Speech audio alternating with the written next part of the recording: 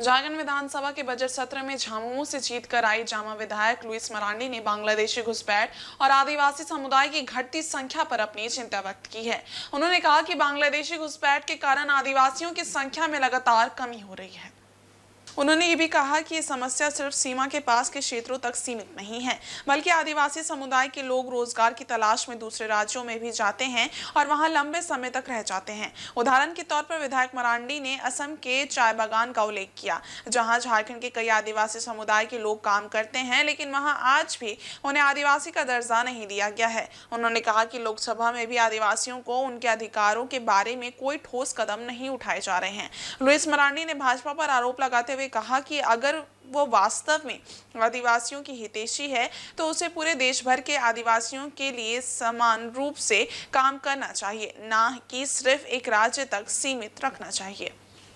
अगर आबादी कम हुआ है तो आप इसको ऐसे सीधा सीधा आप कैसे बोल सकते हैं कि इस्लामिक स्टेट आप बनने जा रहा है या फिर बांग्लादेशी घुसपैठ का मामला है, ये आप कैसे मान सकते हैं?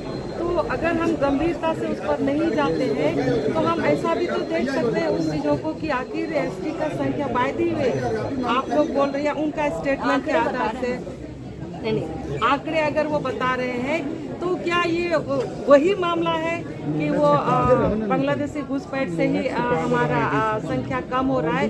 क्या ऐसा नहीं हो सकता है कि हमारे आदिवासी लोग रोजगार को लेकर पलायन कर रहे हैं या कुछ हो रहा है? तो ऐसा क्यों नहीं सोच सकते? क्योंकि हम लोग आदिवासी लोग कोई उद्योगपति लोग है नहीं, वो रोजगार करने के लिए देश के कई कई कोना में जाते हैं और जाते हैं तो जाके रह जाते हैं चाहे लंबे लंबे समय तक। और उसका एक उदाहरण आपका असम का चाय बागान देख लीजिए।